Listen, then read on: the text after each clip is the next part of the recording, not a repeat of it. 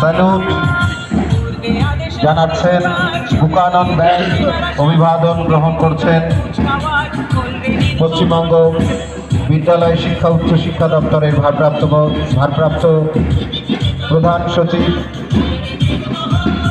শ্রদ্ধেয় শ্রী বিনোদ কুমার আইএস মহাশয়। হুগলি জেলা, ভাগীরথী নদীর তীরের পশ্চিম পাড়ের হুগলি জেলা, শরৎচন্দ্র চট্টোপাধ্যায় এই জেলায় জন্মগ্রহণ করেছিলেন। প্রখ্যাত কথাশিল্পী সুধীর কর্মকার, শিশির ঘোষ প্রখ্যাত ক্রীড়াবিদ। আলিপুরদুয়ার উত্তরবঙ্গের তরাই অঞ্চল,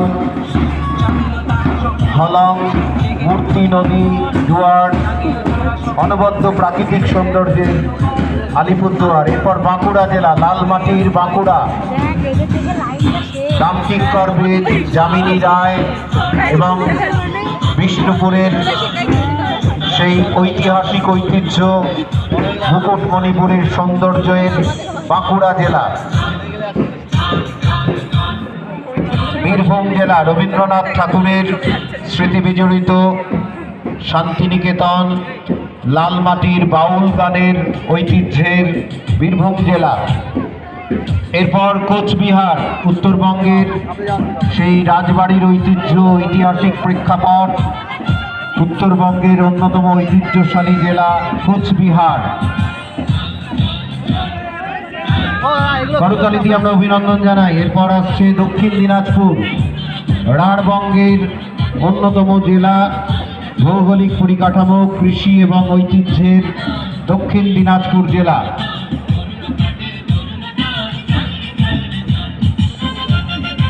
তিলোত্তমা কলকাতার নদীর ওপারে ঐতিহ্যবাহী হাওড়া জেলা, শিল্প বাণিজ্য এবং এই জেলা থেকে অলিম্পিক অধিনায়ক শৈলেন মান্নাকে আমরা পেয়েছিলাম।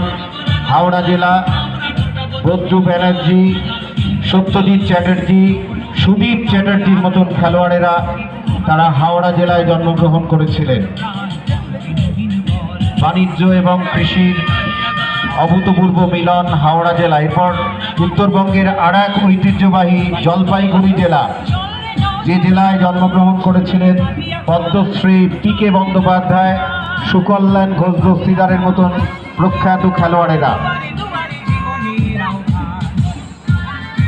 আমাদের শাল পিয়ালের অভূতপূর্ব বৃক্ষে ঘেরা ঝাড়গ্রাম, অপূর্ব সুন্দর সেই প্রাকৃতিক সৌন্দর্য, লালমাটি, ঝাড়গ্রাম পাহাড়ির। এরপর তিলোত্তমা কলকাতা, যে কলকাতায় চুনি গোস্বামী, কৃষাণু দে তারা জন্মগ্রহণ করেছিলেন।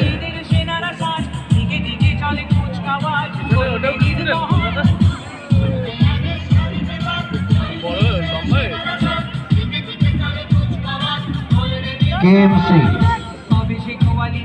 একেবারে ক্ষুদে ক্রীড়াবিদদের আমরা দেখতে পাচ্ছি।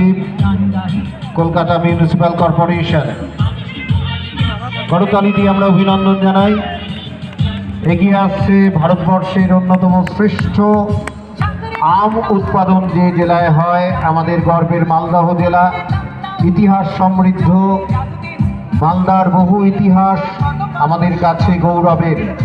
সেই বাংলার মধ্যবর্তী পর্যায়ে ঐতিহাসিক মালদহ জেলা। মালদহের পেছনেই ঠিক আর এক ইতিহাস সমৃদ্ধ সেই জেলার কৃষি গৌরব ইতিহাস, মুর্শিদাবাদ জেলা।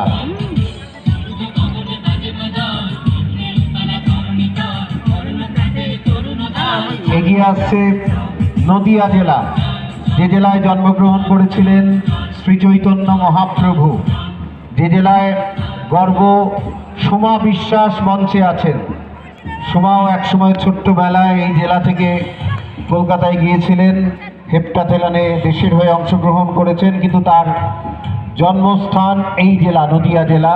বহু অ্যাথলিট, জ্যোতির্ময়ী শিকদার, সোমা বিশ্বাস, তারা এই জেলা থেকে পরবর্তীকালে বিখ্যাত হয়েছে। পশ্চিম বর্ধমান, আমরা বলি ধানের গোলা। এই দুই জেলা পূর্ব এবং পশ্চিম বর্ধমান, বহু ইতিহাস, ঐতিহাসিক প্রেক্ষাপট।